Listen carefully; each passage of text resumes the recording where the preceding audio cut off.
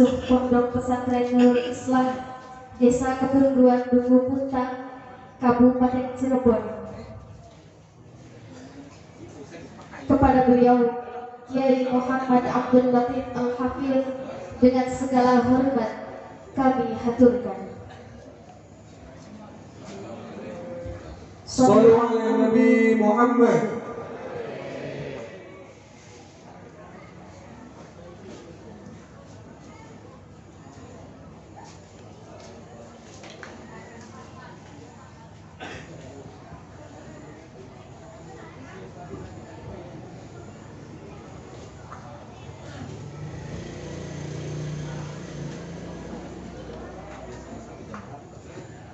Sallu ala Nabi Muhammad. Sallu ala Nabi Muhammad.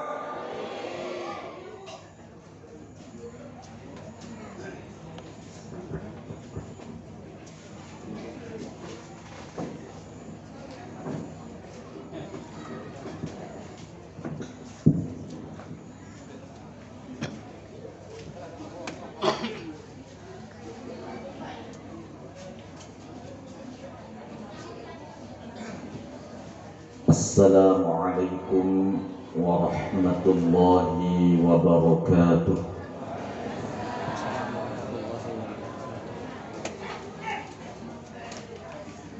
Biliyatil qabul wal husul wa naili kullil ma'mul wa ila hadrati sayyidina wa maulana Muhammadil Mustafa Rasul sallallahu alaihi wa alihi wa sallam wa ila arwahi alihi wa ashabihi wa azwajihi wa dhurriyyatihi wa ahli baitihi wa sairi atba'i millatihi min ahli sunnatihi wa jama'atihi khususan awliya wa sulaha'a ummatihi wa nakhussu khassah ila ruhi sahibi hadhihi al-wilayah. Al-Fatihah.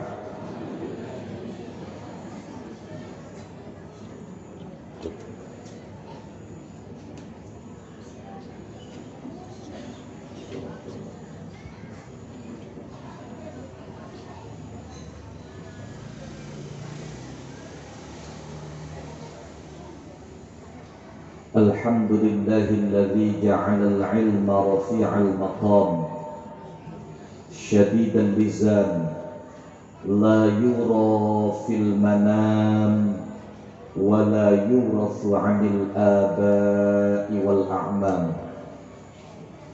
Wassalatu wassalamu ala ashrafil anam sayyidina wa maulana Muhammadin khulasati waladi adnan man kana khuluquhul Qur'an wa shimatuhul ghufran sallallahu wa sallam alaihi wa ala alihi wa sahabatihi wa man tabi'ahum bi ihsan salatan wa salaman daimaini mutalazimaini ma ta'aqabal malawan thumma amma ba'd.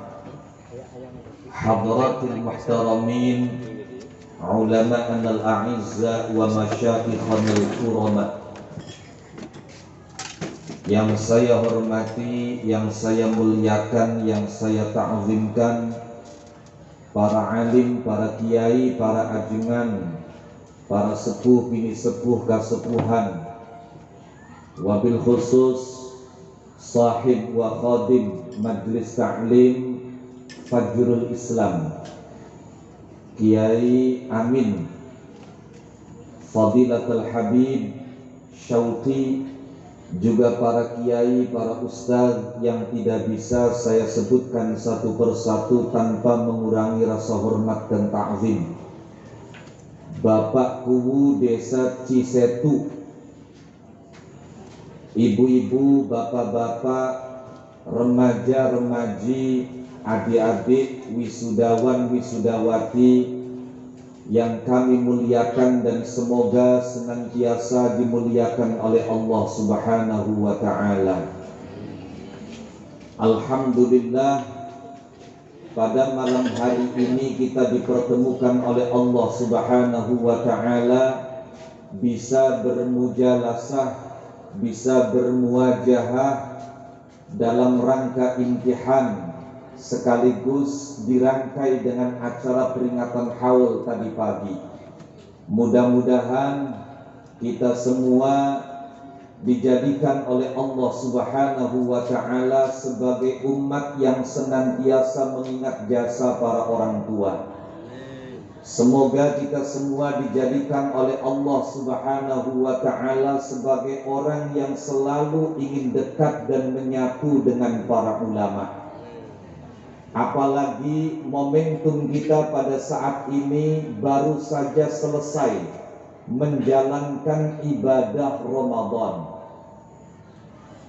Bulan yang penuh berkah, bulan yang penuh dengan kemuliaan.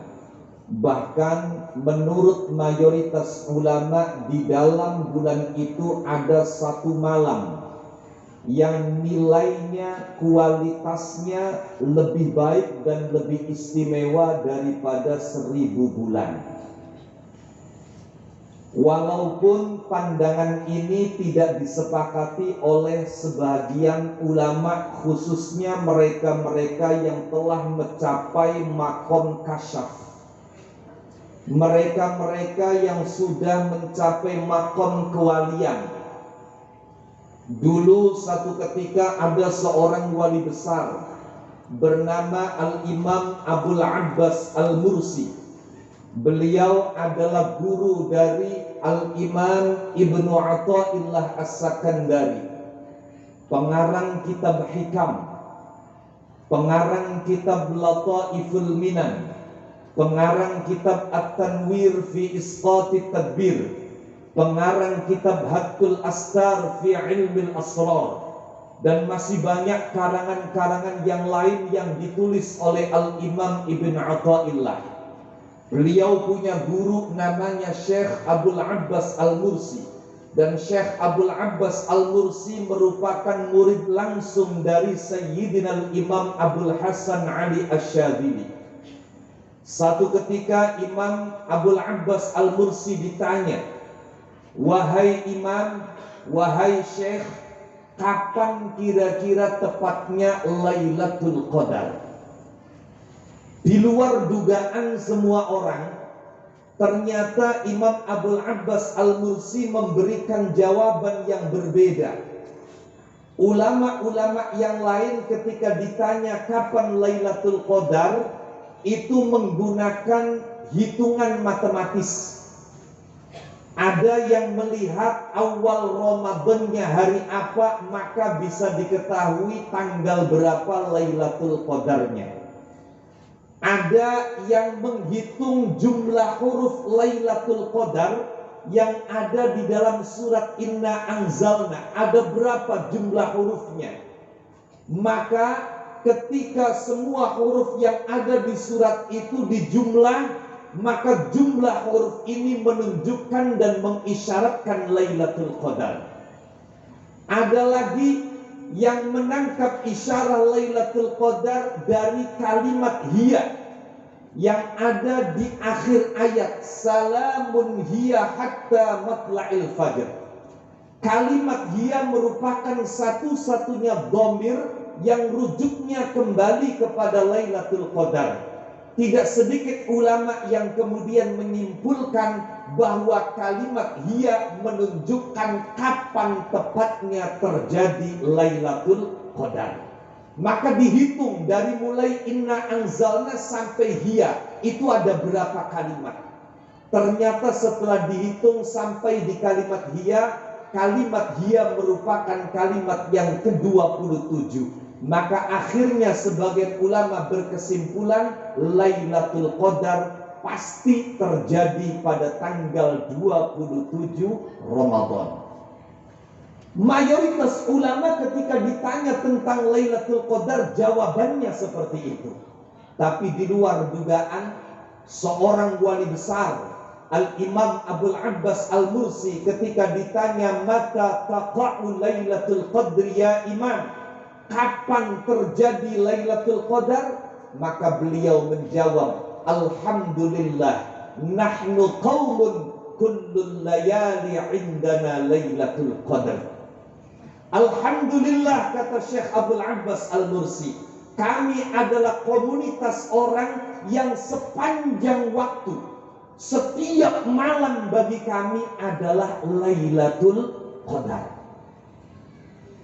Untung Imam Abdul Abbas Al-Mursi mengatakan ini zaman dulu, sekitar tahun 600-an Hijriyah.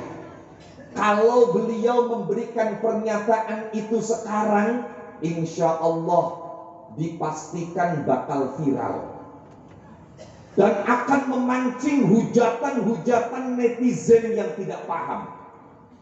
Jangankan pernyataan semua malam dan setiap waktu adalah Lailatul Qadar. Al-Ustadz Rozi Hashim yang mengatakan tentang asma ruh saja bagi yang tidak setuju dihujat habis-habisan. Padahal kita benarkan juga tidak benar, kita salahkan juga tidak 100% salah. Karena yang ada dalam literatur kitab-kitab tasawuf kasfi, yang ada bukan asma ruh, tapi yang ada adalah tajalli asma. Contoh, ada orang yang mencintai, ada orang yang memiliki jiwa pecinta. Kira-kira kalau ibu-ibu saya tanya, orang yang mencintai dengan orang yang punya jiwa pecinta kira-kira sama apa enggak, Bu? Antara orang yang memberi dengan orang yang punya jiwa memberi kira-kira sama apa tidak?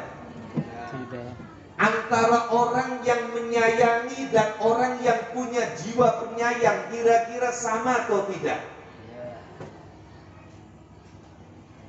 Ketika ada orang mencintai, berarti dia bisa juga membenci. Tapi ketika dia memiliki jiwa pecinta, maka tidak ada satupun yang dia benci, semuanya ingin dia cintai. Ada orang yang memberi, maka itu cuma sewaktu-waktu. Tapi ada orang yang memiliki jiwa pemberi, maka jangankan dia punya, tidak punya sekalipun dia selalu ingin memberi. Ada orang yang menyayangi, maka hanya pada orang-orang tertentu. Tapi orang yang punya jiwa penyayang selalu ingin menebarkan kasih sayang. Dalam literatur kitab-kitab tasawuf, orang yang memiliki jiwa pecinta berarti dia mendapatkan tajalli asma Allah yang bernama Al-Wadud.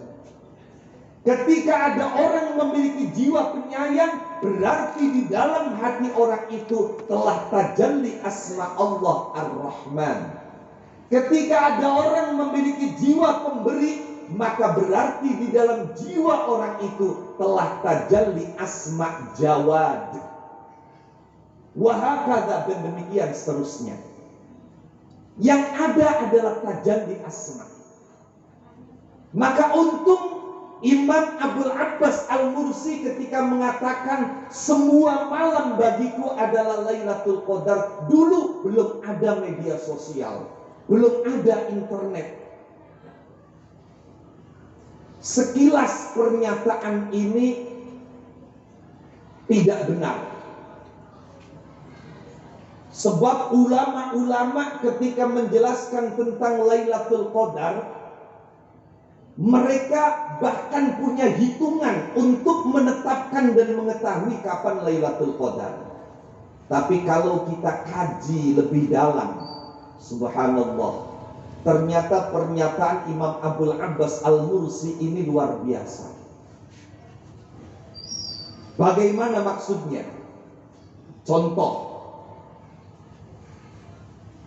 kalau kita renungkan, tidak ada tempat yang istimewa, tidak ada waktu yang istimewa.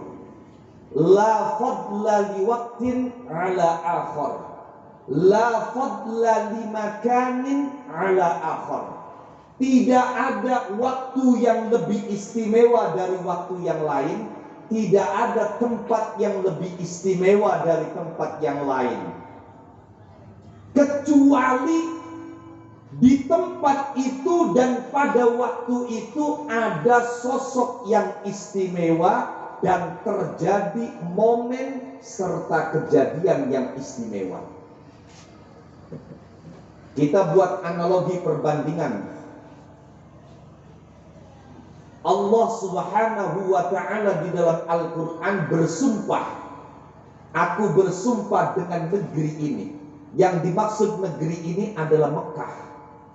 La uqsimu bihadzal balad. Apakah Allah bersumpah dengan negeri Mekah karena Mekah itu istimewa? Padahal bagi yang pernah ke sana, Mekah itu tempat yang tandus. Tidak ada tumbuh-tumbuhan kecuali pohon korma. Di sepanjang jalan ada pohon-pohon, itu pun karena jasanya Presiden Soekarno pas berangkat haji. Mengirimkan bibit pohon ke sana dan ditanam, maka sampai sekarang pohon itu dikenal dengan pohon Soekarno. Ada sepanjang jalan di Mekah. Tempat yang tandus, gunung di sana tidak subur, batu semuanya. Maka di dalam ayat lanjutannya Allah menjelaskan kenapa Allah sampai bersumpah dengan negeri Mekah. La uqsimu bihadzal balad wa anta hillum bihadzal balad. Ayat ini menjelaskan kenapa Allah sampai bersumpah dengan negeri ini. Alasannya wa anta hillum bihadzal balad, karena engkau wahai Muhammad berada di negeri ini. Kalau saja tidak ada Nabi Muhammad, mustahil Allah bersumpah dengan negeri Mekah. Maka berarti keistimewaan Mekah karena ada sosok yang istimewa, yaitu Nabi Muhammad SAW. Waktu pun demikian. 17 Agustus dengan 17 April, apa bedanya, Bu? Sama saja. Tapi kenapa Pak Kuwu kalau 17 Agustus menginstruksikan masyarakatnya, rakyatnya untuk pasang bendera? Bahkan di 17 Agustus mengadakan upacara, mengistimewakan 17 Agustus. Bukan karena waktunya, tapi karena pada 17 Agustus 1945 dulu pernah ada kejadian. Dulu pernah ada momen yang istimewa, yaitu momen hari kemerdekaan. Seandainya 17 Agustus tidak ada hari kemerdekaan, tentu kita tidak akan mengistimewakan 17 Agustus. 12 Maulid sama dengan 12 Syawal. Kenapa 12 Maulid kita istimewakan? Karena di 12 Maulid ada momen kelahiran Nabi Muhammad SAW. Seandainya 12 Maulid tidak ada kelahiran Nabi Muhammad, apakah ada orang yang mengistimewakan 12 Maulid? 27 Rajab sama dengan 27 Syawal. Kenapa 27 Rajab diistimewakan? Karena ada kejadian Isra Mi'raj. Kesimpulannya, tidak ada tempat yang istimewa, tidak ada waktu yang istimewa, melainkan karena di tempat dan di waktu itu ada sosok yang istimewa dan ada momen yang istimewa. Sebagai perbandingan, saya membuat contoh. Seringkali bagi pegiat sosial menemukan status, apakah itu di WA Story ataukah di Facebook atau di Instagram, ada tulisan yang singkat, Minggu yang Kelabu. Bagi sementara orang Minggu itu hari yang istimewa. Tapi kenapa sampai ada yang membuat status Minggu Kelabu? Penasaran, dilihat orangnya, ternyata orangnya jomblo. Apalah artinya malam minggu kalau kita sendiri? Contoh yang lain, kira-kira kalau di Cisetu ini Pak Kuwu ada orang yang disuruh milih antara di hotel bintang 5 tapi sendirian. Kalau istilah orang Jawa, celulak celulu, delongap delongop, ilang pilong kayak ketek ketuluk. Hotel bintang 5 tapi dia sendirian. Pilihan yang kedua, di bawah kolong jembatan tapi bareng dengan kekasih, pujaan hati, jantung dan belahan jiwa. Kira-kira lebih indah mana? Kolong jembatan, jujur. Apalah artinya tempat kalau di situ tidak ada momen yang istimewa?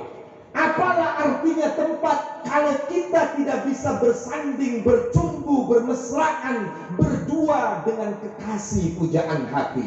Maka orang-orang sufi memaknai Lailatul Qadar adalah waktu di mana seorang murid, seorang salik mendapatkan tajalli khusus dari Allah. Waktu di mana seorang salik bisa bersimpuh di hadapan Allah, seorang salik bisa bercumbu mesra dengan Allah Subhanahu wa ta'ala. Apalah artinya kalau misalnya dikatakan, malam ini Lailatul Qadar, tapi si AA menghabiskan satu malam itu di pos kamling, ngopi, ngerokok, gaplean. Dibanding dengan malam biasa, tapi dihabiskan dengan baca Al-Quran, sholat tahajud, sholat tasbih, zikir, kira-kira istimewa mana? Itulah kenapa orang-orang sufi mengatakan semua waktu bagiku adalah Lailatul Qadar, karena setiap saat mereka selalu koneksi, berhubungan, kontak dengan Allah Subhanahu wa ta'ala. Maka mestinya ketika Ramadan itu pergi meninggalkan kita, Ramadan itu bahasa Arab, Bu. Kalau bahasa Sundanya apa ya? Kalau bahasa Jawanya romelan. Itu bahasa Jawa kunonya romelan. Orang Jawa itu nggak bisa mengucapkan huruf dot. Fardu jadi perlu. Wudu wulu. Mau kemana Bi? Mau ambil cai wulu. Itu orang Jawa. Maka Ramadan menjadi romelan. Ramadan itu bahasa Arab. Masdar dari kata romido, maknanya ihtaroko, terbakar. Apa yang dibakar? Nafsu kita. Apa yang dibakar? Dosa kita. Maka tepat selesai Ramadan, pergantian bulannya adalah bulan Syawal. Karena Syawal pun bahasa Arab, Pak Bu, diambil dari akar kata syala, maknanya irtafa'a, meningkat. Maka mestinya Ramadan selesai, masuk Syawal, ada peningkatan. Bagaimana tidak meningkat? Selama Ramadan nafsu kita dibakar, selama Ramadan dosa kita dibakar, maka selesai Ramadan, dosa kita sudah menjadi ringan. Di bulan Syawal kita bisa melakukan peningkatan. Ramadan kita ngaji, Ramadan kita tadarus. Di bulan Syawal di pesantren-pesantren dimulai tahun ajaran baru, dengan semangat baru, dengan jiwa yang baru, dengan lembaran yang baru, semangat. Makanya ada imtihan. Ini sebagai bentuk tasyakur atas selesainya kegiatan belajar mengajar selama 1 tahun, dan sebagai pertanda kita akan memulai ajaran yang baru dengan semangat yang baru, jiwa yang baru. Ibu bapak yang kami muliakan dan semoga senantiasa dimuliakan oleh Allah Subhanahu wa ta'ala, ilmu yang Allah berikan kepada manusia ini menurut keterangan Imam Fakhruddin Ar-Razi, seorang ulama ahli filsafat dan juga pakar tafsir. Di dalam tafsir beliau yang sangat monumental, yaitu tafsir Mafatihul Ghaib, dan juga lebih dikenal dengan sebutan At-Tafsirul Kabir, Imam Fakhruddin Ar-Razi membagi ilmu itu ada 2 macam.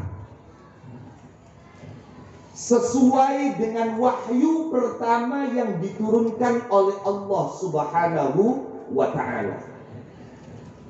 Allah Subhanahu wa ta'ala menurunkan Al-Quran ke bumi ini tidak sekaligus, tapi bertahap selama kurun waktu kurang lebih 23 tahun.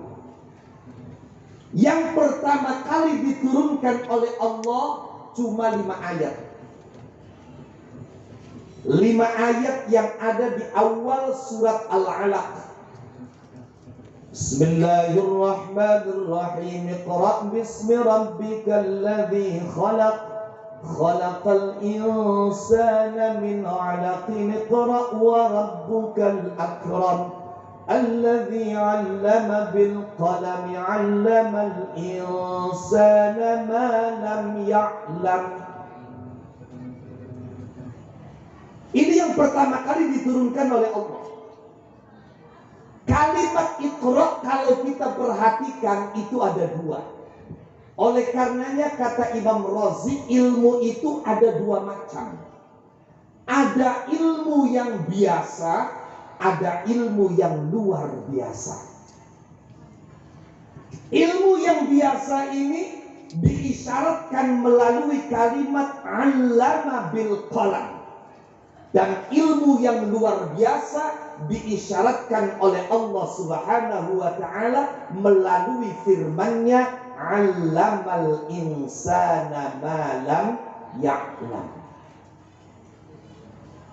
Maka khusus bagi para orang tua yang anaknya masih dalam masa belajar, apakah di majelis taklim Fajrul Islam atau di majelis taklim yang lain, atau bahkan sudah di pesantren, terus kasih semangat anak kita agar jangan sampai putus belajar. Bahkan bila perlu jangan cuma ilmu yang biasa. Kira-kira anak kita belajar sampai mendapatkan ilmu yang luar biasa. Walaupun kalau mendapatkan ilmu yang biasa saja, ini sudah luar biasa. Ini sudah istimewa. Orang yang punya ilmu, orang yang punya wawasan, maka hatinya akan lapang. Ini sebagaimana dikatakan oleh Syekhul Masyayikhna Profesor Dr. Abu Ya Sayyid Muhammad bin Alawi Al-Maliki. Beliau mengatakan, manittasa'a ilmuhu ittasa'a sadruh. Barang siapa yang ilmunya, pengetahuannya, wawasannya luas, maka hatinya akan lapang. Dia tidak mudah mengingkari orang lain. Dia tidak gampang menyalahkan orang lain. Kenapa? Karena ilmunya tidak cuma satu. Dia paham perbedaan pendapat ulama. Maka menyikapi berbagai macam persoalan enak.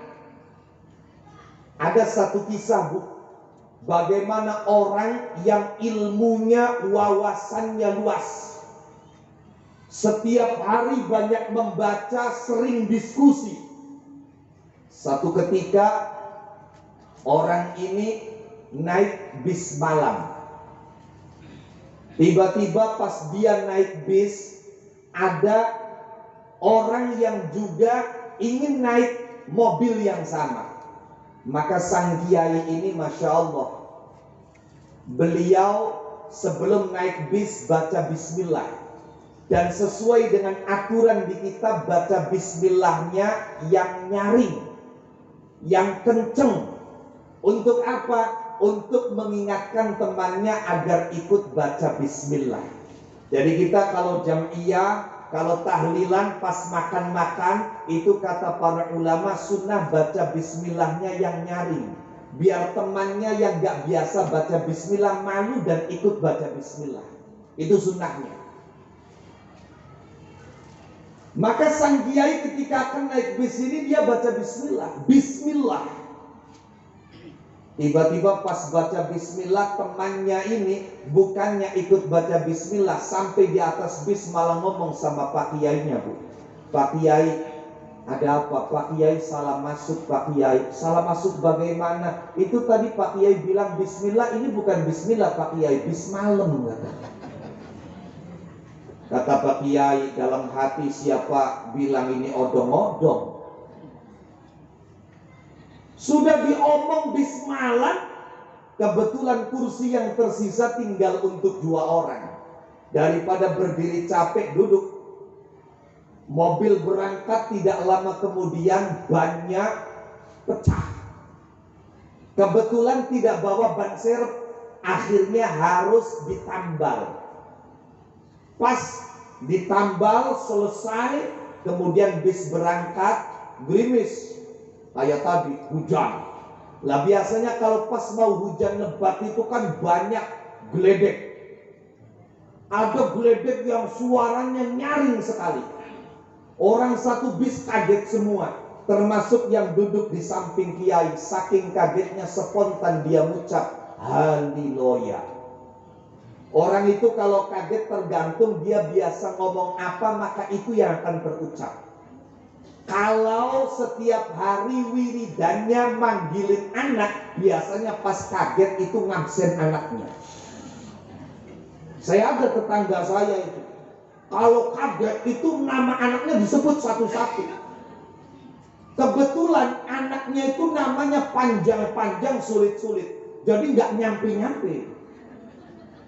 Balik lagi ke anak pertama, balik lagi ke anak pertama. Makanya kalau buat nama anak itu jangan yang panjang-panjang, jangan yang sulit-sulit. Sudah tiru namanya para nabi. Kalau kebetulan perempuan, tiru namanya sahabat perempuan, istri nabi, wanita-wanita solihah.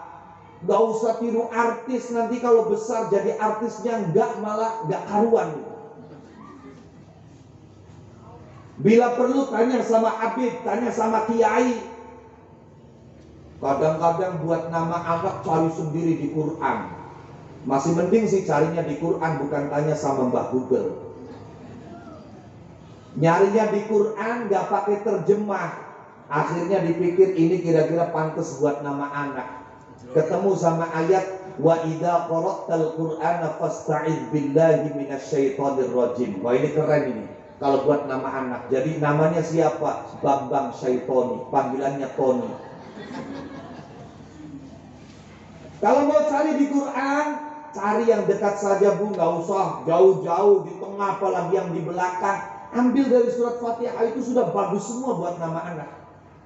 Saya dulu ada pas mondok di Jawa Tengah, tetangga pondok itu anaknya 4 laki-laki semua. Itu orangnya baik sekali. Kalau saya main ke rumahnya pasti dibuatin kopi. Kopinya enak sekali. Ini mau saya contohkan, gak ada kopinya. Setiap saya main buatin kopi. Masya Allah. Itu anaknya 4 laki-laki semua. Karena orangnya baik, saya sampai berdoa, ya Allah, kalau nanti punya anak lagi, mohon ya Allah jangan sampai anaknya laki-laki, perempuan saja. Bagaimana tidak? Lawang dia punya anak laki-laki 4, itu namanya diambil dari surat Fatihah semua. Anak pertama namanya Rahman, anak kedua namanya Rahim, anak ketiga namanya Malik, anak keempat namanya Mustaqim.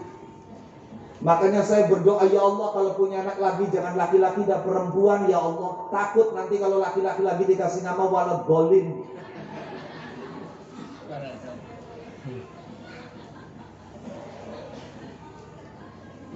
Kalau ibu anaknya diambil dari surat Fatihah, pas manggil juga enak Bu. Nggak mesti satu-satu, langsung sekalian saja Al-Fatihah, anaknya datang semua. Lah temannya Kiai yang satu tempat duduk ini, dia saking kagetnya, spontan dari mulutnya mengucapkan haleluya. Oh ternyata dia bukan muslim, pantesan diajak baca bismillah ngomongnya bismalem. Pas kaget bukannya tasbih malah ngucap haleluya. Akhirnya kata Kiai, mas apa Pak Kiai? Bukan haleluya mas, terus apa? Halilintar. Ini orang yang punya ilmu. Ittasa'a sadru. Ketika dia baca bismillah, diomong bismalem, gak marah. Giliran ada waktu untuk membalas, dibalas dengan balasan yang santun. Orang yang punya ilmu.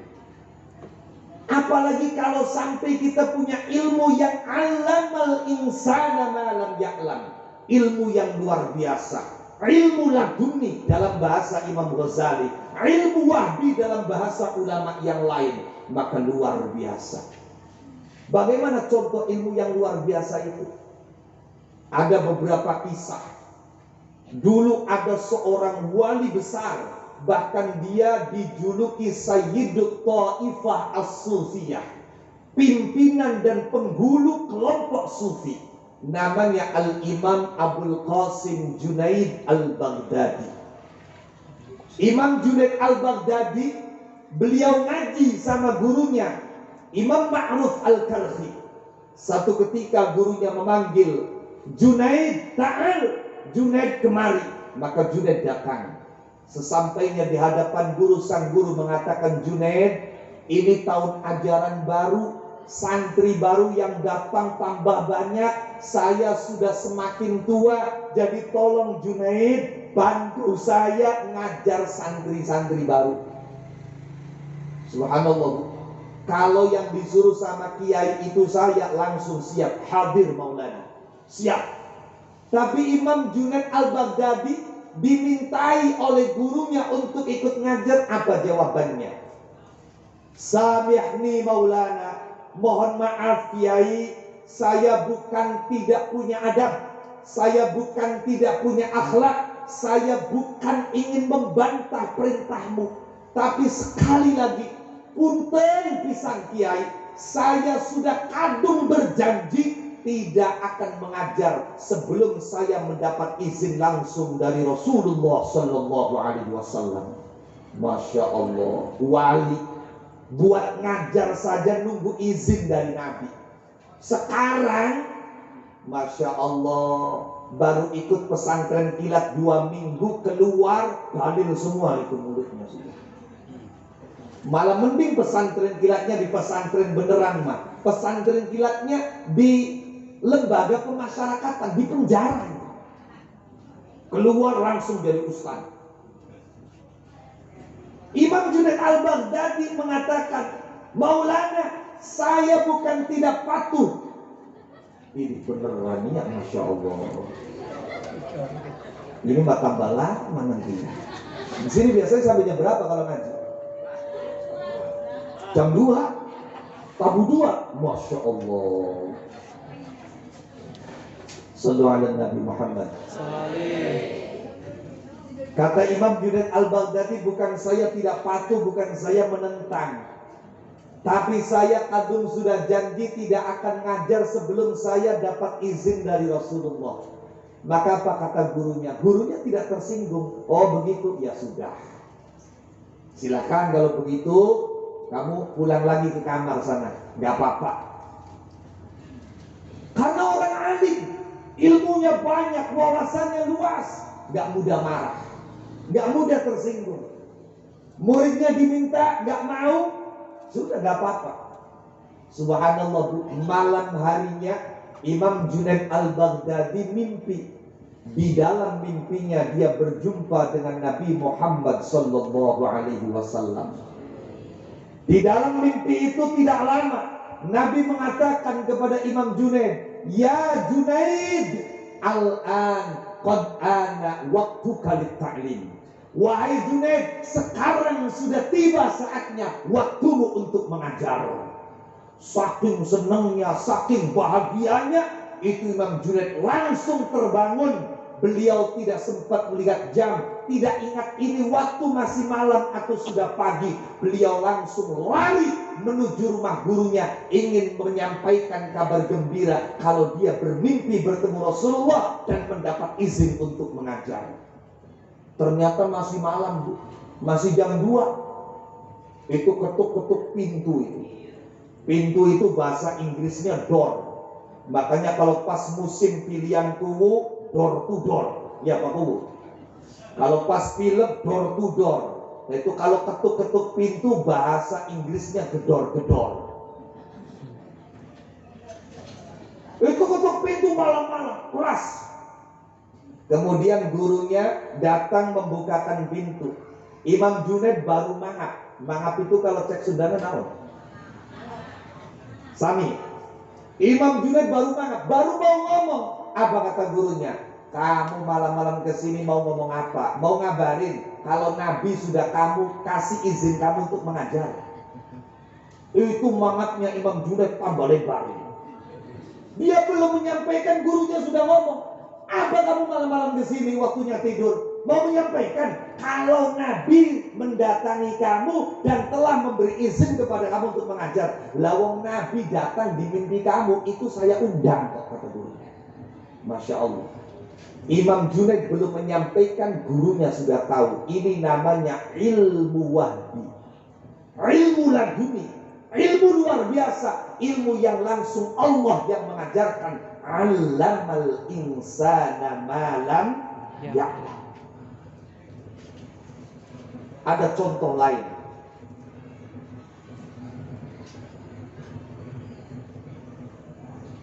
Ada dulu wali besar. Beliau hidup bersama dengan 4 wali kutub. Hidup satu zaman. Jadi pernah dalam sejarah itu, dalam satu zaman ada 4 wali kutub. Yang pertama namanya Sidnal Imam Ahmad Ar-Rifai, kemudian Syekh Abdul Qadir Al-Jilani, kemudian Syekh Ahmad Al-Badawi, dan yang keempat Syekh Ibrahim Ad-Dusuki. Sebetulnya yang lebih tepat Ad-Dusuki, tapi nggak tahu sebabnya kenapa sampai di Sunda, sampai di Jawa ganti jadi Dasuki. Aslinya Dusuki. Ada 4 wali kutub semuanya, makomnya sama, pimpinan wali semua. Imam Ahmad Ar-Rifai ini pada masa itu beliau masyhur dengan kewaliannya. Tiba-tiba ada wali kelas junior, kaya raya. Dia mimpi, di dalam mimpinya melihat Imam Ahmad Ar-Rifai berada di surga yang paling tinggi, fil firdausil a'la. Kalau dalam bahasa Al-Quran, fi maq'adi sidqin 'inda malikim muqtadir. Itu surganya tingkat tinggi sekali. Padahal Imam Ahmad Ar-Rifai masih hidup. Maka bangun dari tidur, wali yang junior ini terkagum-kagum. Imam Ahmad Ar-Rifai itu amalannya apa? Beliau masih hidup, tapi saya lihat sudah berada di surga paling atas. Masya Allah, di surga itu luar biasa kenikmatannya, tidak pernah dilihat oleh mata, tidak pernah terdengar oleh telinga, bahkan tidak pernah terbayang oleh otak kita. Jangankan real, jangankan nyata. Di dalam Syarah Ummul Barahim ada seorang ulama namanya Syekh Makinuddin Al-Asmar. Beliau diceritakan pernah mimpi masuk surga. Itu baru mimpi. Dan ternyata sesampainya di dalam surga, dia disambut oleh bidadari surga. Masya Allah, luar biasa. Itu bidadari surga bukan cuma nyambut, tapi sampai menyapa. Jadi Syekh Makinuddin Al-Asmar ini di dalam mimpinya, beliau mendengar suara bidadari yang merdu dan empuk. Saya tidak bisa membayangkan itu, kayak apa empuknya suara bidadari. Sebab mohon maaf, perempuan itu kalau sudah cantik, suaranya merdu, itu seringkali membuat laki-laki lupa kalau dia itu siapa dan bersama siapa. Saya tidak akan menceritakan orang lain, ini pengalaman pribadi. Dulu waktu anak saya baru 2, saya belum punya mobil, kemana-mana masih bawa sepeda motor. Anak 2 masih bisa dibawa. Lah memangnya sekarang Yai Latif anaknya sudah berapa? Ya belum banyak sih, baru 6. Baru 6. Ya kemarin sebelum Ramadan yang ke-6 itu, jadi baru 6. Sebab saya itu keluarga besar. Bapak saya itu anaknya 13. Alhamdulillah. Tapi itu belum seberapa. Uak saya itu pas meninggal dunia anaknya 28. Masya Allah, luar biasa. Hanya saja kalau uak saya Pak Uwu anaknya 28, istrinya 4. Ya saya kalau istrinya 4 sih jangankan 28, anak 40 insya Allah. Sallu ala Nabi Muhammad. Dulu waktu anak saya baru 2, saya kemana-mana jalan-jalan bawa sepeda motor. Itu pernah satu ketika pas di tengah jalan saya disapa. Ada orang yang sama naik sepeda motor berlawanan arah. Katakanlah saya ke selatan, dia ke utara. Pas di depan saya nyapa saya. Itu orangnya cantiknya Masya Allah. Saya dari jauh itu sudah kelihatan cantik. Pas dia di depan saya, benar-benar cantik luar biasa. Jadi dari jauh cantiknya Masya Allah, dari dekat Masya Allah. Tambah Masya Allah malah. Sebab sekarang itu kadang-kadang ada perempuan itu kalau dari jauh cantiknya, cakepnya Masya Allah, giliran didekatin, innalillah. Kalau lihat foto profilnya di Facebook, wih glowingnya, giliran aslinya innalillah. Ini enggak, dari jauh Masya Allah, pas sudah deket tambah Masya Allah. Itu sudah cakep. Itu kalau kata orang Jawa, potongannya potongan botok dage. Botok dage orang Cise itu tahu ya botok dage. Botok dage, bokong montok, dada gede. Atau bahasa yang lebih keren ya potongan BMW lah. Bahenol montok wele-wele. Itu pas nyapa saya lupa kalau di belakang lagi bonceng istri, itu saya lupa. Kenapa? Karena dia bukan cuma cantik tapi suaranya empuk. Itu spontan dari mulut saya ngomong, mau kesana nok, gara-gara nok. Mungkin kalau di Sunda neng ya, mau kesana neng, gara-gara ngomong neng. Masya Allah, luar biasa. Itu saya lupa itu. Kalau di belakang ada istri lagi bonceng itu, lupa saya. Karena suaranya merdu, orangnya cantik. Akhirnya apa? Di rumah, Masya Allah, kiamat subuh. Gak ada angin, gak ada apa, pintu buah. Saya masih belum paham itu. Malam-malam itu istri saya biasanya kalau pas tidur itu paling seneng, kata orang Jawa, ngusel di kelek. Itu paling seneng ngusel itu. Tidur di bawah ketiak itu paling seneng. Malam itu nggak tidur di ketiak saya, jauh-jauhan tidurnya. Saya deketin, saya pegang tangannya, ditarik.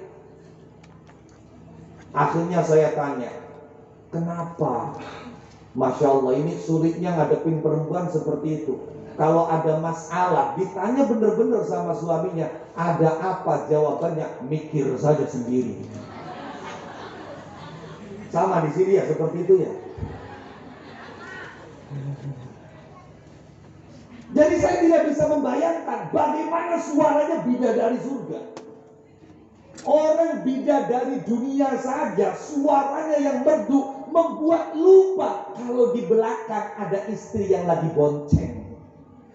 Maka Syekh Makinuddin Al-Asmar mimpi masuk surga, disambut oleh bidadari, bahkan disapa. Bangun tidur, subhanallah. Dalam syarah Ummul Barakin dijelaskan 3 bulan lamanya Syekh Makinuddin Al-Asmar kalau dengar istrinya ngomong langsung muntah-muntah. Langsung muntah-muntah. Gara-gara mendengar suaranya bidadari, itu terus terngiang, terus teringat, terus terbayang di memori otaknya sampai telinganya tidak lagi bisa beradaptasi dengan suara manusia biasa. Setelah mendengar suaranya bidadari 3 bulan, kalau mendengar suaranya perempuan itu muntah-muntah. Ya sama halnya beginilah, misalnya kita setiap hari pakai headphone ngedengerin Nika Ardila nyanyi misalnya, atau ngedengerin siapa suaranya artis yang enak, tiba-tiba denger ada tetangga ngomel-ngomel, kira-kira gatel tidak telinga kita? Nah seperti itu gambarannya. Maka Masya Allah, ini Syekh Ahmad Ar-Rifai dimimpikan beliau ada fil firdaus la'ala, di surga firdaus yang paling tinggi. Maka bangun tidur, wali junior ini penasaran, apa sih amalan yang istimewa yang dimiliki oleh Imam Ahmad Ar-Rifai. Saya ingin ngalap berkah. Singkat cerita, orang ini kemudian datang ke rumah Imam Ahmad Ar-Rifai. Tiba-tiba pas mau ketuk pintu, pintunya itu terbuka setengah. Dia pas mau mengucapkan salam, nggak jadi, Bu. Kenapa nggak jadi? Karena terlihat dengan jelas dari luar rumah. Di dalam rumah Imam Ahmad Ar-Rifai lagi dimarahi habis-habisan oleh istrinya. Masya Allah. Beliau kaget, ada seorang ulama besar, bahkan masyhur wali, dan baru saja tadi malam dimimpikan surganya paling tinggi, di surga Firdaus. Lah kok bisa-bisanya dimarahi oleh istrinya? Lagi kaget seperti itu, tiba-tiba beliau dibuat terbelalak. Tambah kaget lagi. Kenapa? Karena istrinya masuk ke dapur, ambil kuali wajan, dipukulkan sama suaminya. Kaget. Akhirnya dia mau bertamu, nggak jadi. Malu sendiri. Aduh, kasihan saya. Pulang. Pas mau pulang di jalan ketemu sama santrinya. Ditanya, Pak Haji, kenapa nggak jadi silaturahimnya? Waduh, saya nggak enak liatin kiai kamu lagi dimarahin sama nyai, katanya. Nggak cuma dimarahin, pas sebelum saya keluar, itu saya lihat kiai kamu dipukul pakai kuali wajan. Kata santrinya, apalah Pak Haji, itu mah pemandangan biasa hampir tiap hari. Malah kadang-kadang Pak Kiai kalau pas lagi ngajar, pas mimpin zikir bersama, itu matanya hitam satu. Kata Pak Hajinya, memangnya kamu gak belain kiai kamu seperti itu? Kan kasihan. Ya Allah Pak Haji, saya tuh pernah dengan santri-santri senior datang ngomong sama Pak Kiai. Kayaknya dilihat-lihat ibu nyai galak sekali, itu gak pantas lah jadi ibu nyai. Pak Kiai udah ceraikan saja.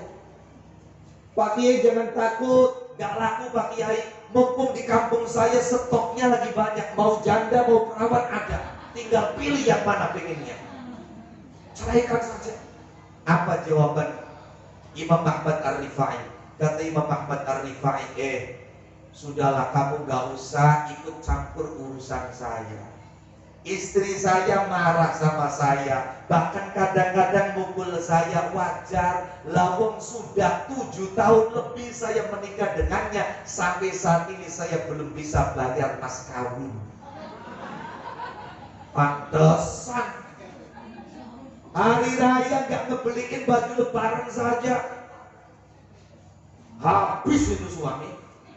Ini mas kawin 7 tahun belum dibayarkan.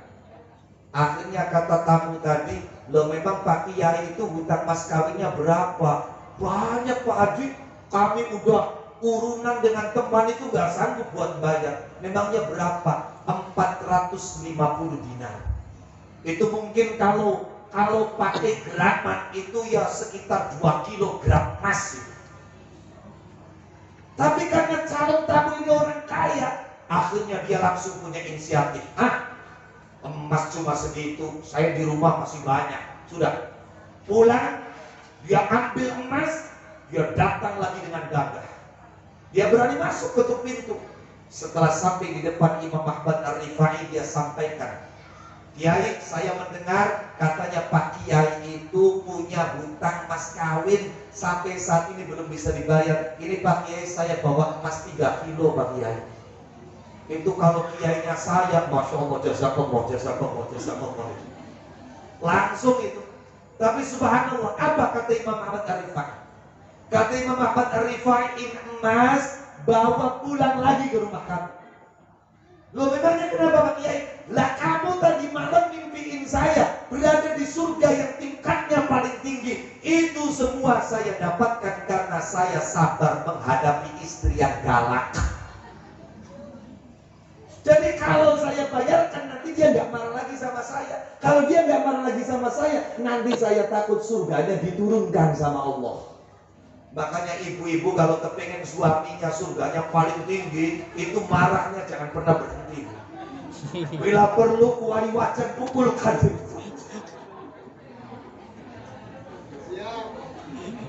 Sallu ala Nabi Muhammad. Tidak sedikit Al-Habib Abdullah bin Alawi Al-Haddad dalam kitabnya Ad-Da'watul Tamma wa Tadhkiratul Ammah, beliau mengatakan wa inna mimma yubtala bihi awliyaullah as-sabru ala su'i akhlaqis zaujah. Di antara ujian Allah kepada para wali dan kekasihnya ialah apa? Sabar menghadapi akhlak istrinya. Artinya apa? Tidak sedikit orang diangkat menjadi wali Allah gara-gara sabar menghadapi istri yang galak. Jadi ibu kalau pengen suaminya cepat jadi wali, galaknya jangan pernah berhenti, Bu. Cuman kalau saya itu pernah ngomong sama istri saya. Saya pernah ngomong sama istri saya, kata saya, Umi, walaupun salah satu jalannya wali itu sabar menghadapi omelan istri, tapi kan jalannya jadi wali nggak cuma ini, masih banyak jalan yang lain. Saya pilih jalan lain saja, kata saya. Subhanallah, tamu ini akhirnya kaget. Dia belum menyampaikan mimpinya, ternyata Imam Ahmad Ar-Rifai sudah tahu lebih dulu. Dia belum menyampaikan. Kenapa? Karena ilmu yang dimilikinya adalah ilmu yang allamal insana malam ya'lam. Oleh karenanya sekali lagi, bahwa majelis ta'lim semacam ini mesti kita dukung. Pak Kuwu harus punya anggaran khusus untuk majelis taklim, untuk pesantren-pesantren.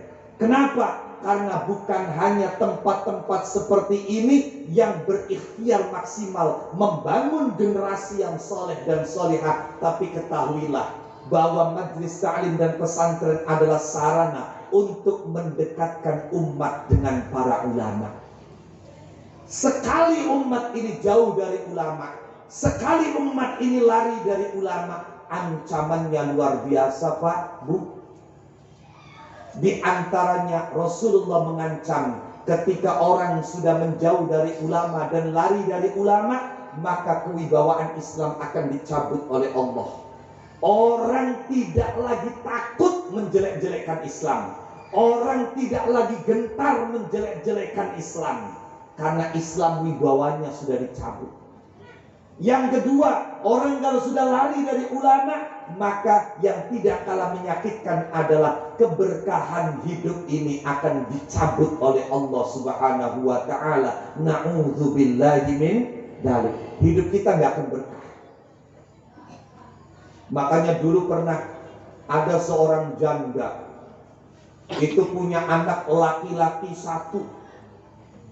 Dia sudah mulai sakit-sakitan. Pas dia merasa nggak akan lama lagi tinggal di dunia, anaknya dipanggil. Maka anaknya datang. Setelah datang, sang ibu ini kemudian ngomong sama anaknya, "Nak, ibu sudah sering sakit-sakitan. Kayaknya ibu tidak akan lama lagi tinggal di dunia. Ingat pesan ibu satu, nak. Tolong, kalaupun ibu sudah mati nanti, jangan pernah jauh dari ulama. Kalau kamu pengen apa-apa, kalau kamu butuh apa-apa, datang ke ulama, sowan ke ulama, minta doa restu sama ulama." Itu pesan ibunya. Orang zaman dulu seperti itu. Masya Allah, saya waktu kecil itu, ada orang mau buat rumah, datang ke kiai. Ada orang pengen nikah, tapi belum punya calon, itu datang sama Pak Kiai. Kata Pak Kiai, sudah, gak usah bingung-bingung. Kalau pengen nikah, amalkan ayat Rabbi inni lima anzalta ilayya min khairin faqir sebanyak 125 kali setiap malam. Maka tunggu tidak sampai 40 hari, kecuali akan datang ke rumahmu orang yang melamar kamu. Orang dulu pengen nikah, itu datang ke kiai.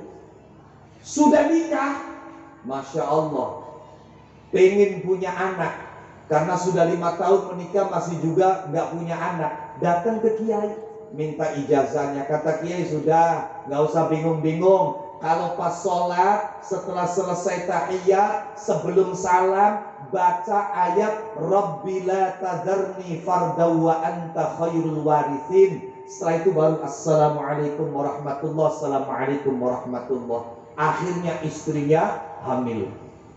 Hamil dapat 4 bulan, datang lagi ke kiai, minta baca surat Yusuf, surat Kahfi, surat Maryam, surat Luqman, Waqi'ah, dan surat-surat yang lain. Kecuali surat Tanah nggak dibaca. Nanti kalau sudah 7 bulan, adakan maulid, ngundang kiai, ngundang habib, ngundang ulama. Pas sudah 9 bulan, istrinya sudah waktunya melahirkan, nggak lahir-lahir juga. Kata bidannya kalau sampai jam 2 malam tidak juga lahir, harus disesar. Takut istrinya disesar, datang ke Pak Kiai.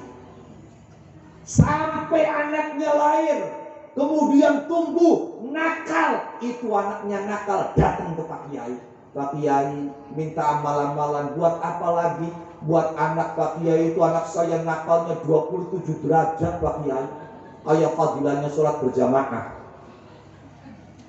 Ada lagi yang problemnya bukan anak tapi di istri. Istrinya itu kalau sudah ngomong nggak bisa berhenti. Jadi datang ke Pak Kiai minta ijazah. Buat apa? Buat bingkem mulutnya istri. Jadi istrinya kalau sudah ngomong itu sulit dihentikan. Akhirnya kata Pak Kiai, sudah nggak usah bingung-bingung, baca saja ayat summum bukmun umyun fahum la yaqilun. Itu 41 kali, jangan nafas. Kata tamunya Pak Kiai, nanti modar Pak Kiai. Ya nggak usah 41 kali lah, 3 kali saja kata Pak Kiai. Dulu butuh apa-apa, perlu apa-apa, datang ke Kiai. Sekarang sudah mulai bergeser. Anaknya nakal, tidak datang ke Kiai, konsultasi ke psikiater. Istrinya sudah 9 bulan, waktunya melahirkan, masih juga belum lahir. Dulu datangnya ke Pak Kiai, sekarang datangnya ke dokter spesialis kandungan, SPOG. Tahu SPOG itu? SPOG itu kalau kata orang Cirebon, spesialis obok-obok. Sudah mulai bergeser.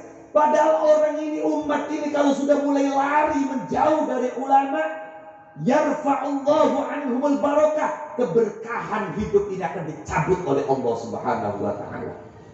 Maka janda ini karena dia sangat memegang kuat ajaran para leluhur, dia merasa sudah tidak lama lagi hidup. Anaknya dipanggil, pesan ibu, kalau sampai ibu mati, tolong jangan jauh-jauh dari ulama. Subhanallah, seminggu kemudian ibunya mati, anaknya nurut, Bu. Pengen belajar usaha, pengen mulai dagang, datang ke Kiai. Pengen usahanya maju, datang ke Kiai. Sampai akhirnya dia buka cabang. Bahkan dari yang sebelumnya kaki 5 sampai bisa buat kios.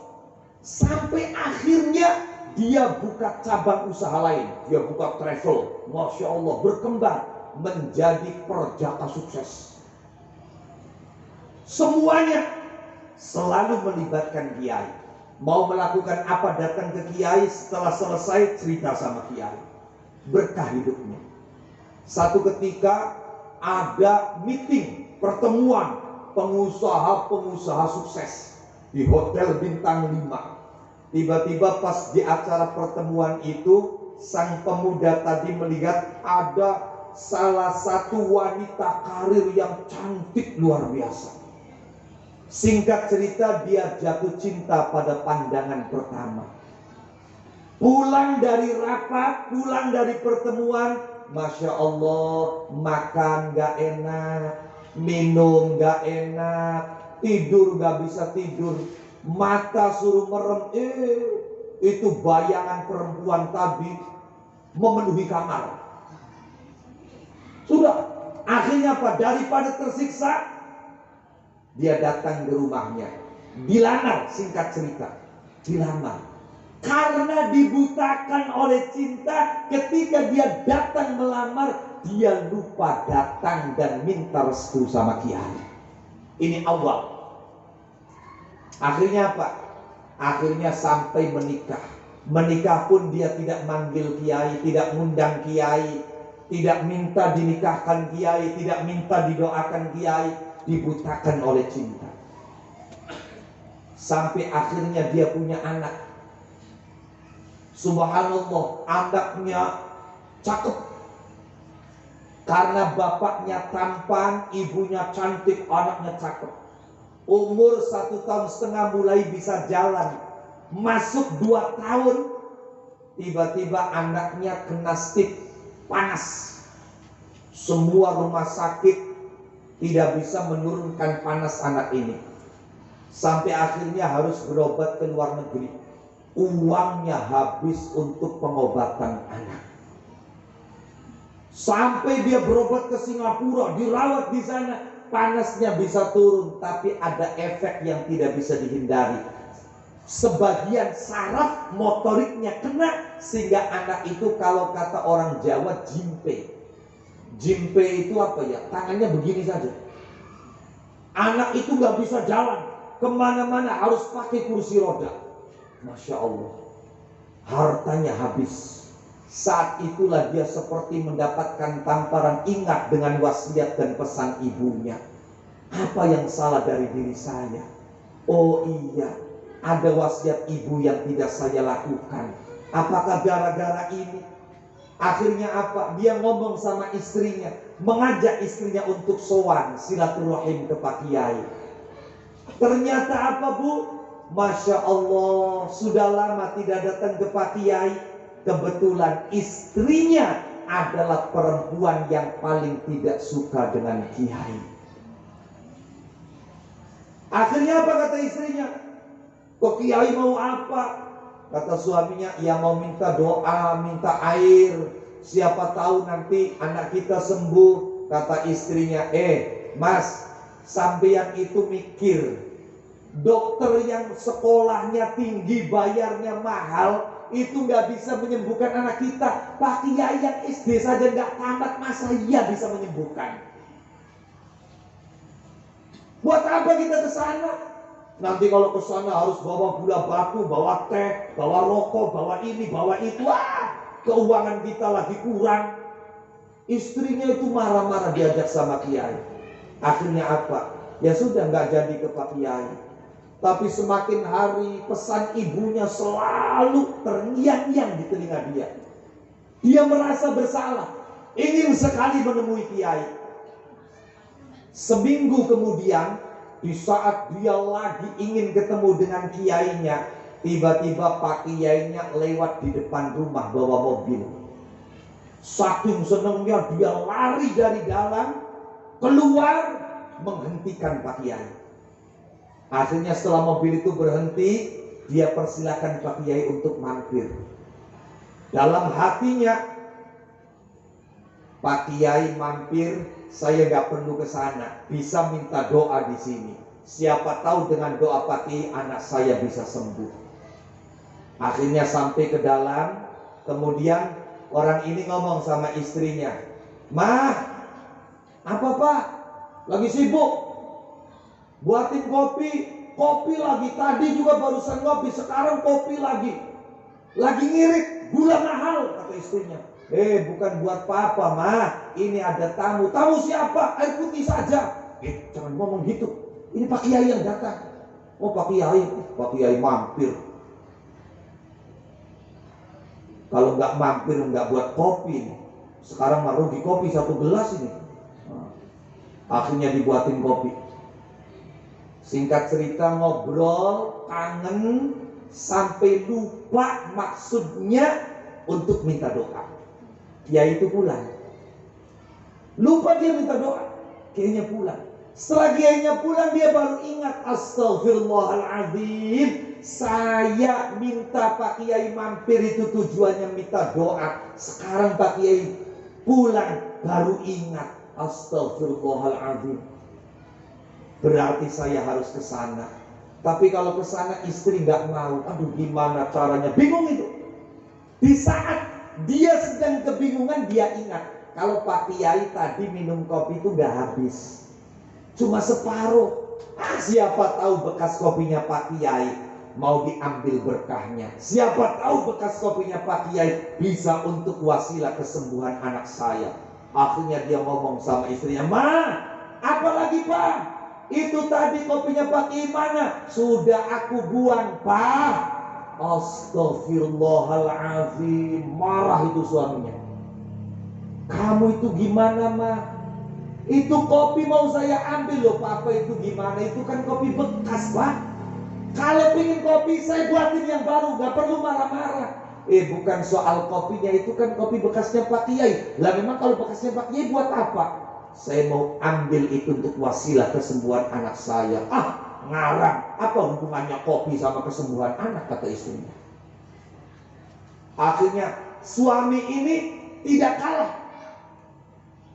Dia masih berharap siapa tahu ampas kopinya ini masih ada.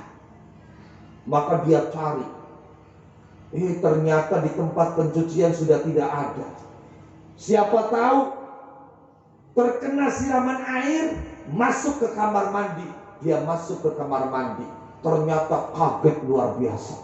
Dia panggil istrinya, "Ma, sini." Kata istrinya, "Ada apa lagi, Pak?"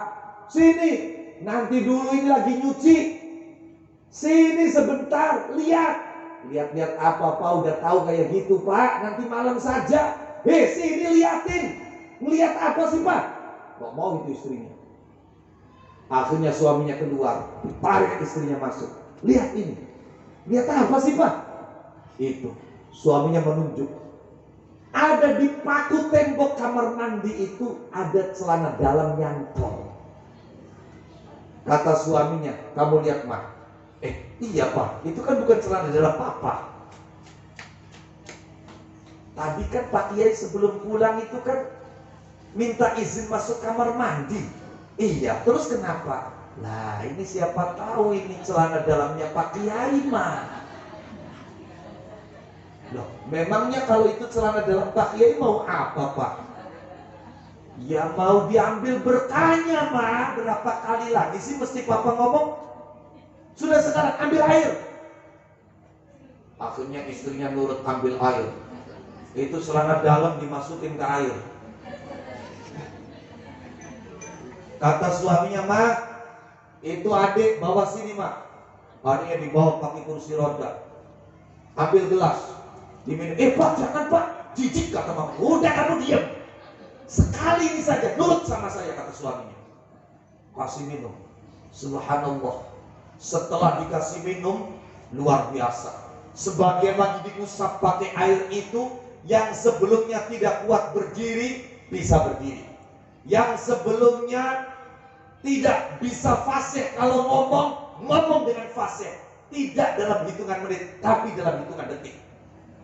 Singkat cerita, sembuh total 100%.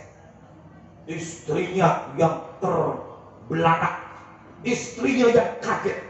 Kata istrinya, "Pak, iya ya, Pak, bener, Pak. Masya Allah, celana dalamnya Pak Kiai ada berkahnya, Pak. Itu baru celana dalamnya, Pak." Kata suaminya, "Jangan bilang isinya celana, Pak." "Ya enggak, Pak." "Ini baru celananya. Apalagi." Masya Allah. Akhirnya kata istrinya, Pak, apa? Itu tadi celana dalamnya mana, Pak?" "Buat apa?" "Ya saya juga pengen ngalap berkah, Pak," katanya.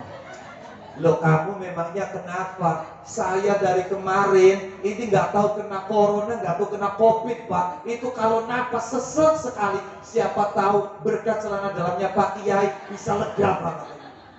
Itu yang tadinya nggak mau, yang tadinya merasa jijik melihat anaknya sendiri bisa sembuh, itu langsung diambil celana dalamnya, diusapkan ke dadanya. Biiznillah wa iradati. Dengan izin dan kehendak Allah, istrinya pun mendapatkan kesembuhan. Alhamdulillah. Itu lagi tabarukan celana dalam. Di depan rumah pintu ada yang ketok-ketok. "Assalamualaikum." "Assalamualaikum." Itu suami nggak kaget lagi, itu nggak aneh lagi. Sudah kenal betul itu suara kiainya. Akhirnya dua orang ini suami istri kebingungan. Ada Pak Kiai datang, ini celananya masih basah. Akhirnya suami yang buka pintu ngomong sama Pak Kiai, nggak usah kesini Pak Kiai, nanti saya anterin Pak Kiai. Wah, kata Pak Kiainya, wong saya maunya sekarang kok. Pak Kiai, masih basah Pak Kiai, nggak apa-apa nanti saya lap. Pak Kiai, nanti masuk angin Pak Kiai. Masuk angin kenapa? Sudah, saya pingin ke kamar mandi dulu. Itu istrinya diumpetin itu. Pas masuk kamar mandi, nggak lama Kiainya keluar. Alhamdulillah, kata Pak Kiai. Wah, nggak basah, nggak apa, ini kering. Loh, memang Pak Kiai yang ketinggalan apa? Kata Kiainya, kacamata. Suami istri ini bingung ini. Loh, kacamata. Nggak ada yang lain Pak Kiai? Enggak, yang ketinggalan cuma kacamata. Kata istrinya, kalau celana dalam. Kata Kiainya, enggak, saya nggak pernah pakai celana dalam. Akhirnya kata istrinya, loh, Pak, itu berarti tadi celana dalam siapa? Loh, memangnya ada celana dalamnya ketinggalan? Kata pakinya, wah, tadi saya pas keluar dari kamar mandi tuh supir saya sama pengen kencing. Nah, itu jangan-jangan punya supir saya. Akhirnya kata Pak Kiai, Per, kalau Pak Kiai celana kamu ketinggalan. Oh iya Pak Kiai, ya sini ambil. Udah Pak Kiai udah bodol saja katanya. Masya Allah, ini luar biasa. Ternyata misdaku hadhil hikayah, pembenaran cerita ini dulu pernah terjadi pada Sultanul Aulia Al-Qutbur Rabbani wal Arifus Samadani wa fadlaka tuturusid daftarin nurani Maulana Syekh Muhyiddin Abdul Qadir Al-Jilani. Syekh Abdul Qadir Jilani, Tuan Syekh, itu pernah dengan muridnya satu ketika jalan-jalan. Jalan-jalan, tiba-tiba lewat di kuburan, beliau berhenti. Kenapa? Karena melihat mayit yang ada di dalam kubur itu sedang disiksa oleh Allah Subhanahu wa Ta'ala. Maka Syekh Abdul Qadir Jilani mencari alasan, bagaimana saya bisa memberikan syafaat, bagaimana caranya saya mendoakan orang yang di dalam kubur ini agar dia tidak lagi disiksa, atau paling tidak diringankan siksanya oleh Allah. Maka Syekh Abdul Qadir bertanya, adakah yang tahu di antara kalian mayit ini dulu pernah ikut ngaji sama saya? Semuanya menjawab tidak pernah, Kanjeng Syekh. Ada yang pernah lihat mayit ini pernah sowan silaturahim ziarah ke tempat saya? Semua muridnya menjawab tidak pernah, Kanjeng Syekh. Akhirnya kata Syekh Abdul Qadir, ada tidak di antara kalian yang bersaksi bahwa mayit ini dulu ketika hidup pernah salaman dengan saya di jalan? Semua muridnya mengatakan tidak pernah. Ada yang pernah melihat ketika dia hidup pernah berjumpa dengan saya? Semua muridnya menjawab tidak pernah. Maka Syekh Abdul Qadir bingung, apa alasan saya untuk membela dia di hadapan Allah? Tiba-tiba ketika Kanjeng Syekh lagi kebingungan, ada salah satu muridnya mengatakan, Tuan Syekh, mohon maaf, saya pernah menyaksikan dengan mata kepala saya sendiri. Satu ketika rombongan orang, itu ada yang naik kuda, ada yang naik onta, ada yang jalan kaki, ada yang naik keledai. Mereka ingin datang ke majlismu untuk mendengarkan pengajianmu dan melewati rumah orang ini.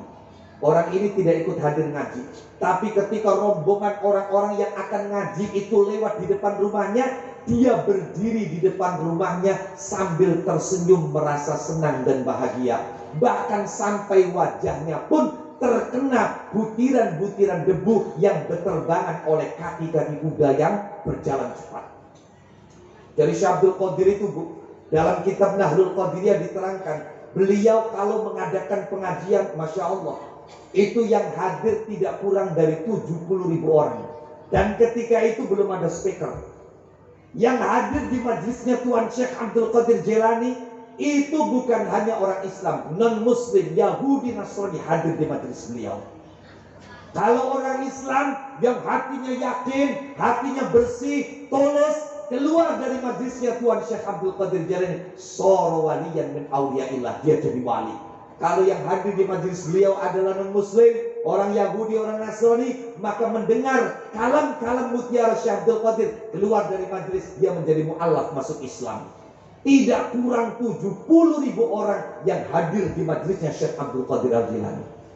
Dan orang ini belum pernah hadir. Hanya saja ketika rombongan orang ngaji lewat di rumahnya, dia berdiri di depan rumah, wajahnya terkena debu-debu yang berterbangan oleh injakan kaki kuda dan onta yang lewat di depan rumahnya. Dan dia tidak marah. Ketika wajahnya kena debu itu, dia tersenyum. Maka apa kata Syekh Abdul Qadir Jilani? Kafa bihada. Cukup. Ini sebagai alasan saya akan memberikan syafaat dan mendoakan dia, meminta kepada Allah agar dia tidak lagi disiksa. Artinya apa? Keberkahan yang ada dan diterima itu padahal tidak langsung orang itu berinteraksi dengan Syekh Abdul Qadir Jilani, tapi melalui debu, yang debunya diterbangkan oleh injakan kaki kuda, yang kudanya dinaiki oleh orang yang akan ngaji sama Syekh Abdul Qadir Al-Jilani. Maka wajar kalau kemudian celana dalam supirnya Pak Kiai ada berkahnya. Makanya mulai sekarang hati-hati dengan supirnya Kiai. Sallu ala Nabi Muhammad. Ibu bapak yang kami muliakan dan semoga senantiasa dimuliakan oleh Allah Subhanahu wa taala. Sudah mulai jam 2 ya.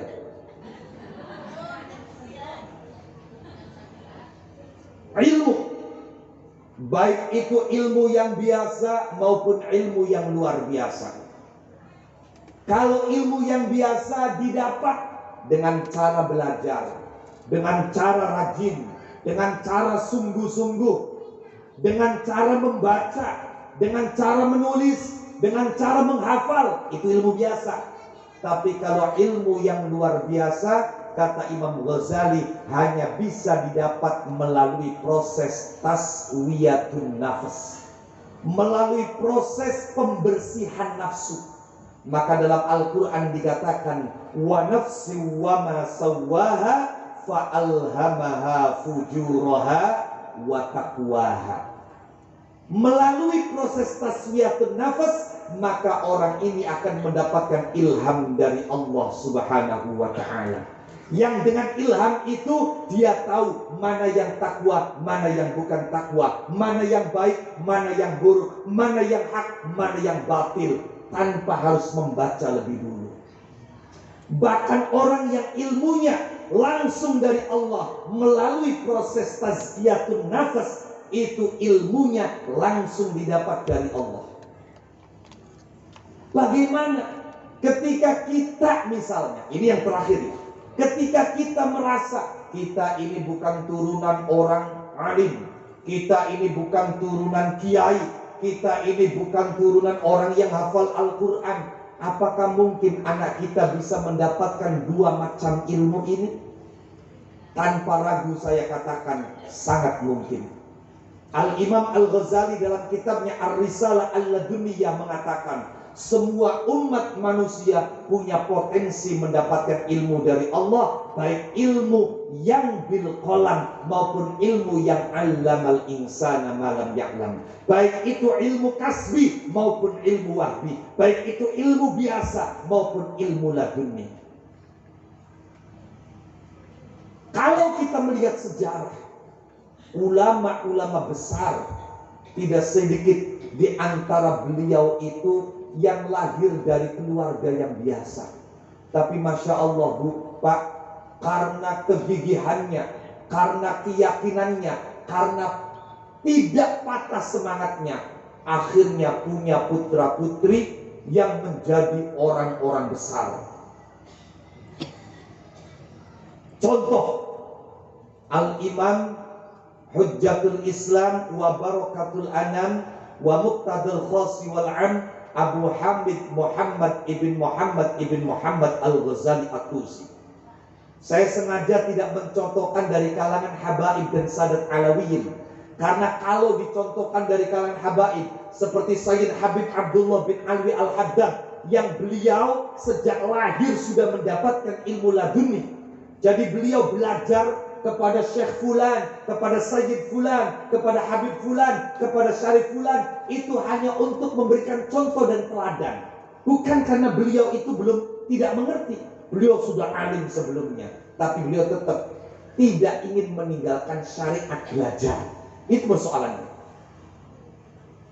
saya tidak mengambil contoh dari Sadat Alawiyin? Karena orang nanti berpikir, oh pantas dia itu adalah cucunya Rasulullah, datuknya adalah para sahabat, datuknya adalah Sayyidah Syababi Ahli Jannah. Maka saya ambil contoh dari orang biasa.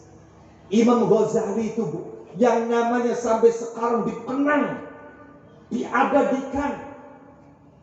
Beliau bukan anak seorang ulama, beliau bukan anak seorang kiai, beliau bukan anak seorang yang hafal Quran, bukan. Imam Ghazali itu nama aslinya Muhammad. Dia punya bapak namanya Muhammad dan punya kakek namanya Muhammad. Jadi Muhammad bin Muhammad bin Muhammad. Ayahnya Imam Ghazali bukan ulama. Jangankan ulama besar, ajengan atau kiai kampung saja bukan. Tapi beliau sangat mencintai ulama, sangat senang mengaji. Kalau ada majelis pengajian dimanapun, sekiranya masih bisa dijangkau, beliau datang. Dan beliau tidak datang sendiri. Kedua putranya, Muhammad dan adiknya Ahmad, diajak serta. Setelah sampai di majelis, kalau dulu tidak seperti ini, ngaji. Kalau sekarang kan pengajian itu ya praktis. Tahu praktis, Bu? Praktis itu bahasa Cirebon. Singkatannya dodok melemprak bokong atis, itu praktis. Kalau dulu ngajinya di masjid. Lah itu ayahnya Imam Ghazali bawa Muhammad dan Ahmad, kakak adik. Kemudian beliau tidak langsung masuk masjid, tapi di luar masjid. Nanti ketika kiainya datang, maka yang satu diperintah oleh beliau, itu Pak Kiai datang, kamu ambil sandalnya, kamu simpan. Kamu taruh di tempat yang aman. Jangan sampai ada kiai ngaji, selesai ngaji kehilangan sandal. Jadi putranya yang satu bukan cuma diajak untuk mengaji, tapi sudah diajarkan khidmah kepada ulama. Menyiapkan sandal kiai. Kemudian setelah itu mereka bertiga masuk ke masjid. Lah putra yang satunya itu diperintahkan untuk menuangkan air. Jadi beliau dari rumah itu bawa air. Bawa air susu, bawa air jahe. Lah itu nanti dituangkan, kemudian putranya yang satu disuruh menghidangkan kepada ulama yang ngaji saat itu. Kalau diminum, alhamdulillah, tidak diminum, diminum sendiri. Itu. Setiap ada pengajian seperti itu. Ketika kiai mengajarkan kitab, menyampaikan ilmu, maka yang dilakukan oleh ayahnya Imam Ghazali menatap wajah ulama itu. Kemudian dalam hati dia berdoa, ya Allah, saya sudah tua. Untuk belajar, otak saya sudah tidak mampu. Untuk menghafal, otak saya sudah tidak mampu. Tapi saya ingin kedua putra saya ini menjadi ulama, ya Allah, seperti ulama yang sedang ngaji di depan saya. Setiap kali menghadiri pengajian, hanya doa seperti itu yang disampaikan oleh ayahnya Imam Ghazali. Sampai ketika ayahnya akan meninggal, temannya dipanggil. Setelah temannya datang, teman yang biasa ngaji bareng itu diomong oleh ayahnya Imam Ghazali, saya kalau mati tolong, ini ada punya tabungan uang sedikit, gunakan uang ini untuk kebutuhan ngaji anak saya. Kamu pergi ngaji kemana, anak saya Muhammad dan Ahmad, ajak dia. Singkat cerita, bapaknya Imam Ghazali wafat. Kemudian teman bapaknya ini kalau ngaji kemana selalu mengajak Imam Ghazali dan adiknya, dengan biaya tinggalan bapaknya. Subhanallah, karena cintanya dan doanya orang tua, setiap kali hadir di majelis ilmu, Allah ijabah. Imam Ghazali mulai kelihatan cerdas. Sampai-sampai di kampungnya itu, semua kiai sepakat menyuruh Imam Ghazali untuk ngajinya pindah. Kamu jangan ngaji di sini lagi. Kalau di sini di Setu misalnya, kamu jangan ngaji di Setu lagi. Dan ngaji di sana di Kumbung misalnya, atau di Raja Galuh misalnya, atau di Luwilaja misalnya. Sudah jangan di sini. Kenapa? Karena saking cerdasnya Imam Ghazali sampai kiai-kiai itu takut.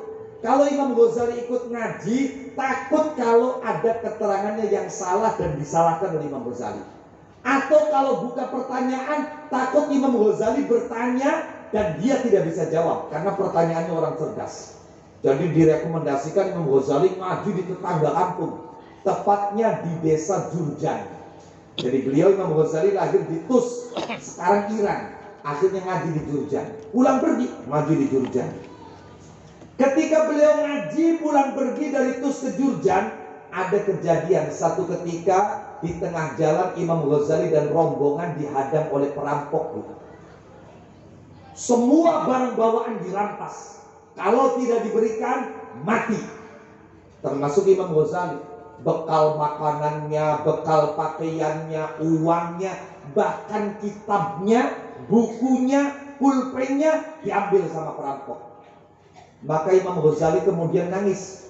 Kata Imam Ghazali, tuan perampok, kamu ambil uang saya nggak apa-apa, kamu ambil makanan saya, baju saya nggak apa-apa, tapi tolong itu buku, pulpen, kitab saya balikin ke saya. Kembalikan ke saya. Toh kalau itu diambil gak ada manfaatnya. Memangnya tuan perampok buat apa? Itu adalah kitab yang saya gunakan ngaji. Tolong kembalikan.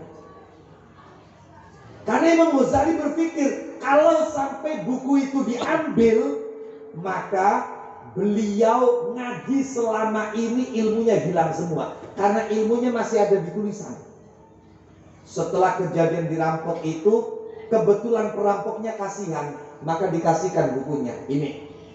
Setelah dikasihkan, Imam Ghazali pergi berangkat ngaji, melanjutkan. Dia di jalan berpikir, hari ini saya ketemu dengan perampok yang baik hati.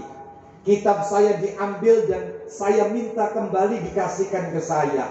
Kalau saya satu ketika ketemu dengan perampok yang mengambil kitab saya, mengambil buku saya, dan saya minta kembali tidak mau dikembalikan, bagaimana? Nanti ilmu saya hilang semua. Maka dari kejadian itu Imam Ghazali terinspirasi. Baiklah, kalau seperti itu, mulai sekarang saya kalau ngaji harus hafal. Masya Allah. Hikmahnya beliau dirampok, akhirnya beliau bertekad, mulai sekarang setiap kali ngaji saya harus hafal. Sehingga kalau saya dirampok lagi dan perampok itu tidak mau mengembalikan kitab saya, ilmunya sudah ada dalam hati semua. Maka semakin kelihatan cerdasnya Imam Ghazali. Di Jurjan pun akhirnya ulama-ulama Jurjan angkat tangan.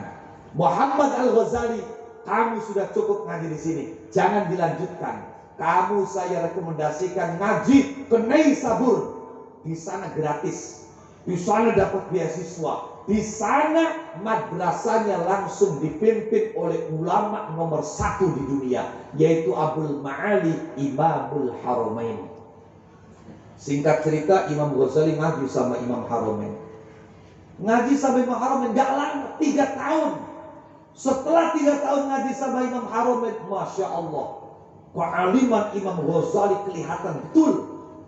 Sampai-sampai kata Imam Haramain, ya Muhammad, anta bahrul muhbit. Kamu itu ibarat air adalah lautan. Walaupun masih menjadi santri, tapi ilmumu tidak ada tepinya. Setelah 3 tahun, Imam Ghazali selalu membuat catatan keterangan gurunya. Selesai, dijadikan satu kitab. Itulah kitab pertama yang dikarang oleh Imam Ghazali. Namanya Al-Mankhul min Ta'liqatil Usul. Ada sekitar 500 halaman lebih. Kitab pertama, tebalnya. Itu kitab diserahkan sama gurunya. Guru, ini saya buat catatan kitab keterangan-keterangan kalau ngaji sama guru. Tolong dilihat, kalau ada yang salah mohon dibenarkan. Kalau memang sudah benar, minta didoakan agar berkah. Setelah dicek, dibaca oleh gurunya, apa kata gurunya? Gurunya tidak bisa memberikan kata pujian apapun. Karena hebatnya karangan Imam Ghazali. Sampai Imam Haramain saat itu mengatakan kepada Imam Ghazali, Dafantani hayyan.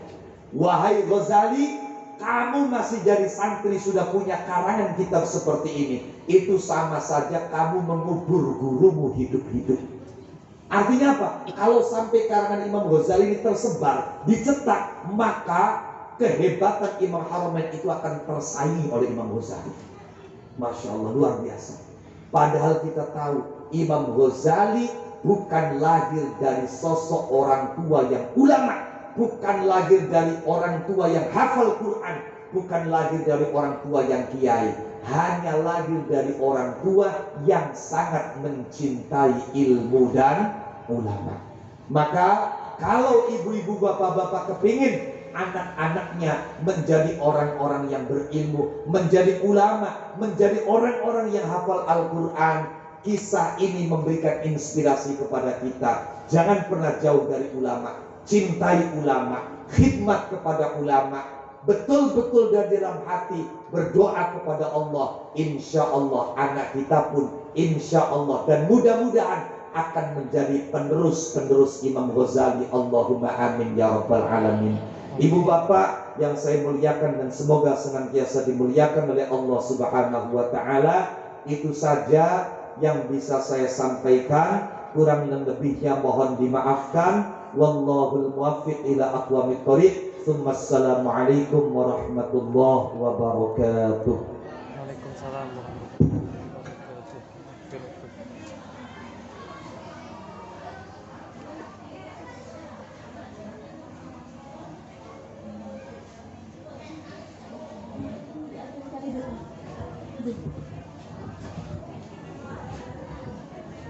Al-Fatihah.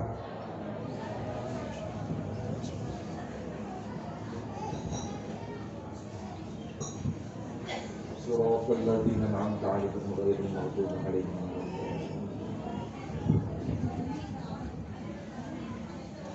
Bismillahirrahmanirrahim. Alhamdulillahirabbil alamin. Hamdan yuwafi ni'amahu yukafi mazidah.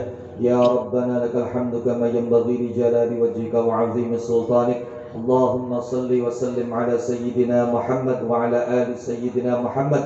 Allahumma salli ala sayyidina Muhammadin salatan takunu li qulubina tibban wa dawa'a wa li absarina wa basairina nuran wa diya'a wa li abdanina 'afiyatan wa shifaa'a wa li arwahina qutan wa ghidaa'a wa ala alihi wa sahbihi wa sallim. Allahumma salli ala sayyidina Muhammadin salatan taj'aluna biha wa dhurriyyatana abna'ana wa banatina wa talamidana wa tilmidatina, khususan haula'il hadirin wal hadirat min ahli al-ilmi wal qur'ani wa zahira, wa tahsyurna wa iyyahum biha ma'ibadika salihin dunya wa ukhra, wa ala alihi wa sahbihi wa sallim tasliman katsira. Ilahana wa sayyidana wa maulana, innahu qad madha wa salafa 'anna syahru ramadan, fala yamdi wa la yansalihu illa wa qad ghafarta dhunubana wa satarta 'uyubana wa kashafta kurubana wa qadaita hawaijana hawaijad dunya wal akhirah wa as'adtana ya Allah ya ilahana wa ja'altana minas su'ada wa 'allamtana min ladunka ilma wa ja'altana minal ulama. Allahumma khtim siyamana wa qiyamana bil qabul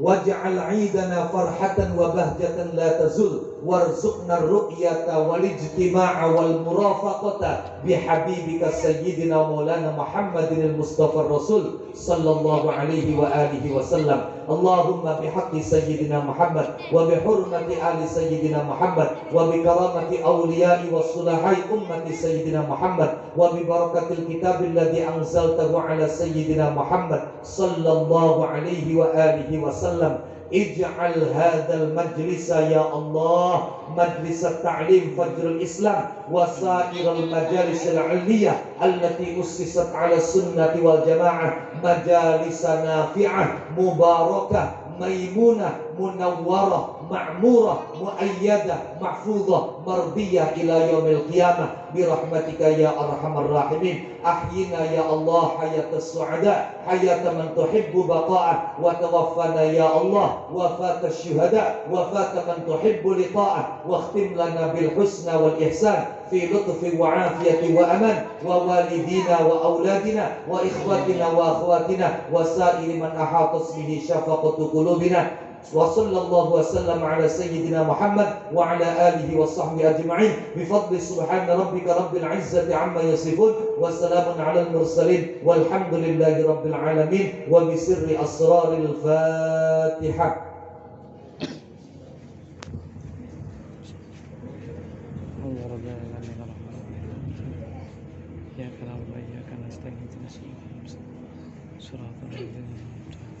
Sekali lagi mohon maaf atas segala kekurangan. Wallahul muwaffiq ila aqwamit thoriq. Assalamualaikum warahmatullahi wabarakatuh.